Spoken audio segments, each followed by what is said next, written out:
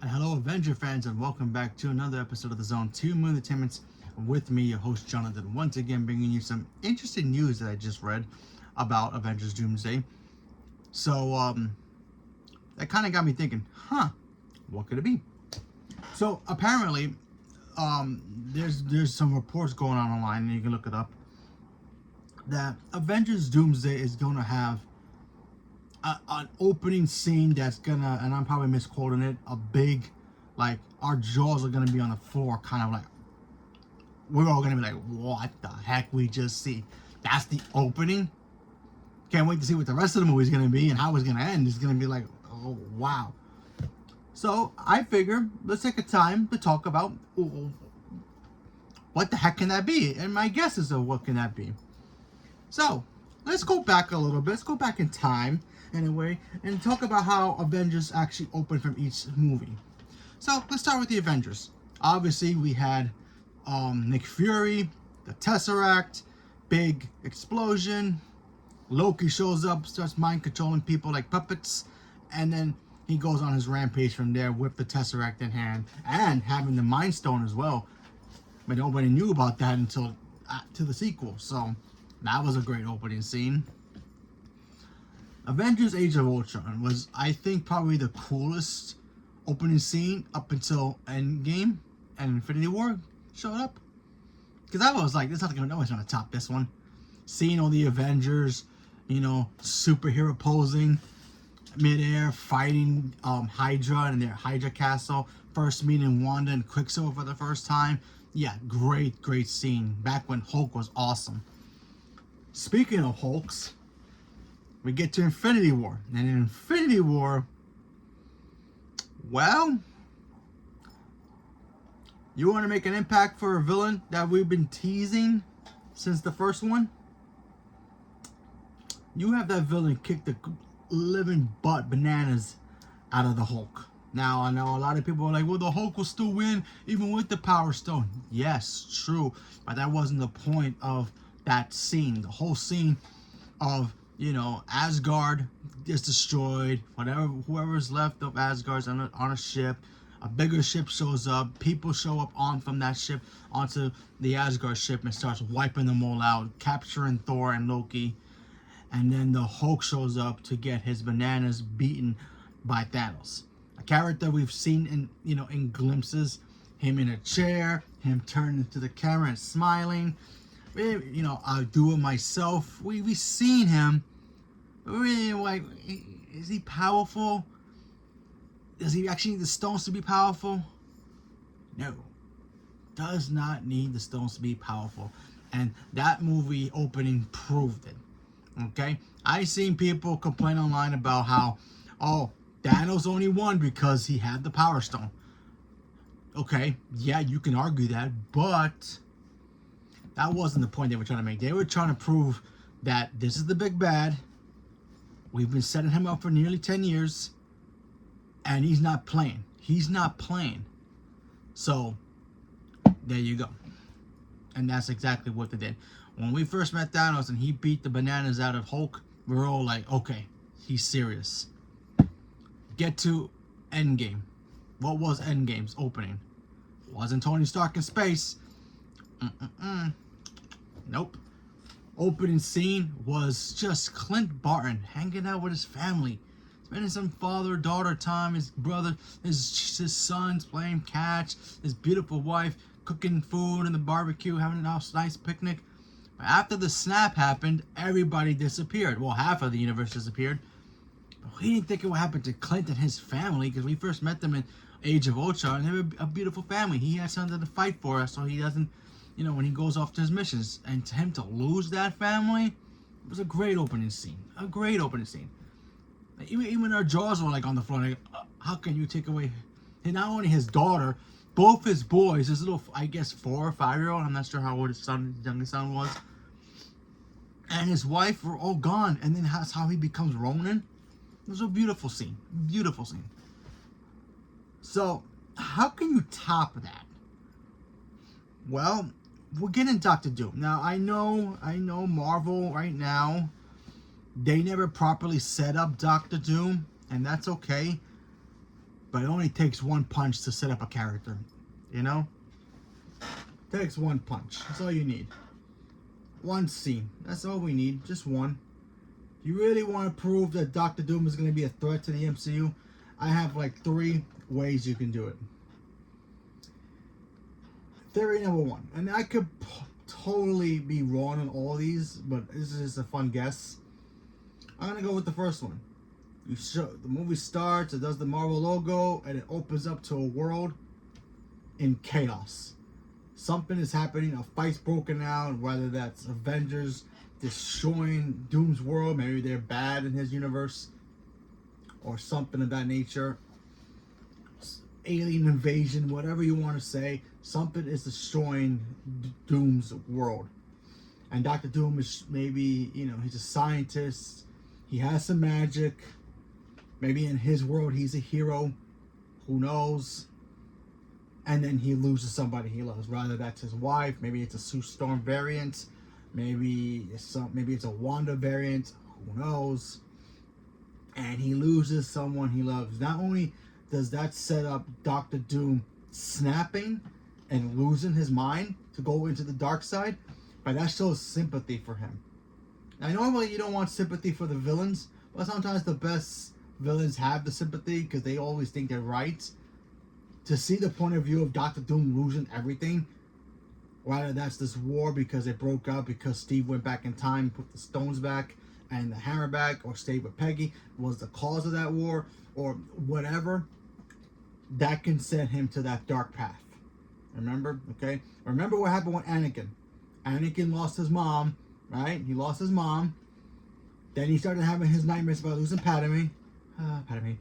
And then what happened? He became one of the greatest villains of all time. And then we see him the first time in Star Wars, the first Star Wars movie, Episode 4, just show up out of a hallway, just looking around, and all the rebels are dead because the stormtroopers broke in.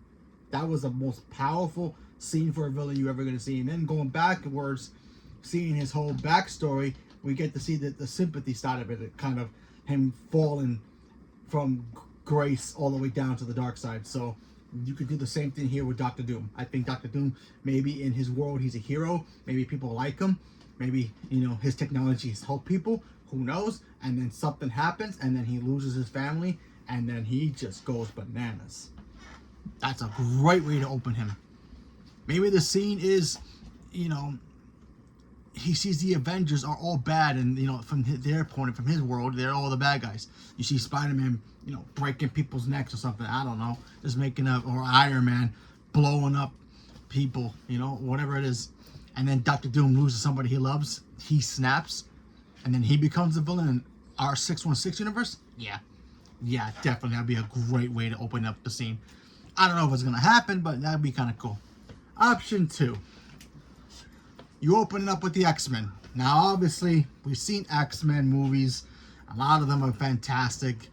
X-Men 2's opening scene is probably still the best X-Men scene ever made. So there's that.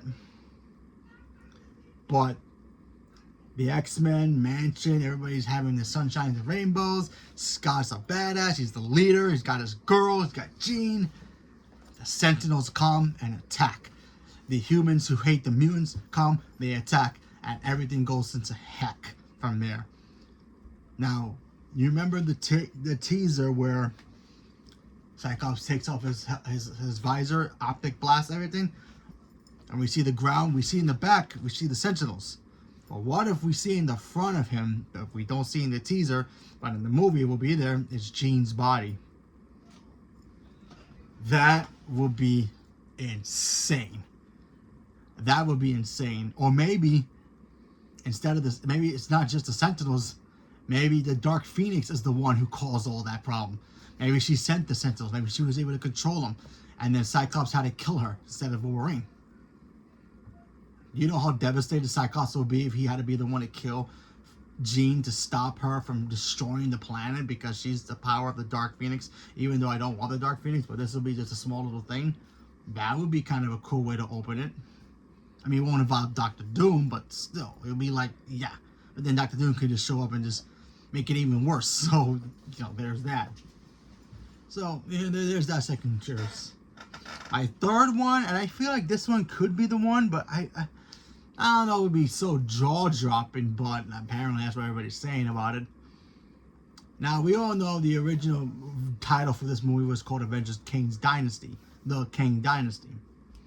And we're supposed to get Kang as the big bad, his 3 versions, his Egyptian version, his, main timeline one, and then, of course, his futuristic version. No, it's Kang Prime, I think it was. I forgot the different Kangs. Anyway, they were supposed to be the 3 big bads, but what if in this timeline, since we know we can't use Kang anymore because they kind of botched him, Jonathan Majors had legal problems, so they fired him, so he's gone. But what if they decided to use? They already had footage of him, and Doom shows up and annihilates all of them. Just annihilates the Council of Kangs. That can prove how strong he is as a character, as a villain. If you don't want to give him a backstory of sympathy, you give him a backstory of he's just a rageful guy who doesn't give a crap. He just wants power, and he finds out about the multiverse, and somebody screws up the multiverse, and he has a way to find a way to fix it. So in his own way, so that'd be kind of cool, of him just wiping out all the Kangs. But we don't know. We just don't know. But either way, I think whatever this scene is going to be, it's going to be epic either way. I just cannot wait. And I just hope, like, my one thing that I'm also hearing online about it is the fact that people are like, oh, it's going to be Thanos. We're going to see Thanos versus Doctor Doom. He's probably going to have the Infinity Gauntlet, and Thanos is going to get his spine ripped just like in the comics. Well, I'm going to be honest with you. I think that's the most laziest, cheapest way to do it. To be an opening scene, that would be kind of lazy. For a couple of reasons. One, you're going to diminish Thanos that badly. You're going to bring back Josh Brolin to play Thanos just to diminish him for like 5 seconds? Yeah. No, you don't do that. That will just diminish everything that happened in Infinity War and Endgame with Thanos. And it's like, why? Why would you do that? And 2, that's more of a Secret Wars thing than Doomsday. So, yeah, there's that. Take that what you will. That happened in the comics in Secret Wars, not Doomsday. Even though I don't think Doomsday is an actual comic book. There is comic books for Doctor Doom, but not like that. But still, I just found it. I just feel like it could be a cheap way to do it. I don't see that being a jaw-dropping, oh my god, Doctor Doom is a badass moment. You know what I mean? Him losing his family and his world because X, destroyed Y. That would be a great way. Or the X-Men scene would be a cool one too. That would have a jaws on the drop on the floor as well. But still, and even the Kang stuff would be kind of cool. Not as jaw-dropping as the other two, but still better than Doctor Doom just ripping Thanos' spine off. Be a badass scene, but still, come on. Why would you waste your time with that? But who knows? At this point, I'm just like, you know what? Let's just wait to see what happens, because the teaser trailer is coming out soon. We'll get some kind of information about what kind of vibe Doctor Doom is, and hopefully we get to figure out from there and finally put some pieces together. I know the actual script is out there somewhere, and when I track it down, I'm going to know everything. I know one real detail about the movie that nobody else knows. I'm going to keep that to myself, but still, I think it's like it's out there. I think somebody has the real script that's not part of the movie. It's going to leak it online, and we're all going to know about the plot. And I'm excited. I'm going to read it regardless. I'm going to read it. I don't really care for spoilers. It's going to be amazing to me either way. But, yeah. So there's my thoughts on, like, what can this jaw-dropping scene could be. Doctor Doom losing everything in his world, the Kang stuff being destroyed, or even the X-Men stuff. 3 different variants I think it could happen. But we have to wait and see what happens. So leave me a comment below. Let me know what you guys thought. Stay tuned for more. Thank you very much, and have a good day.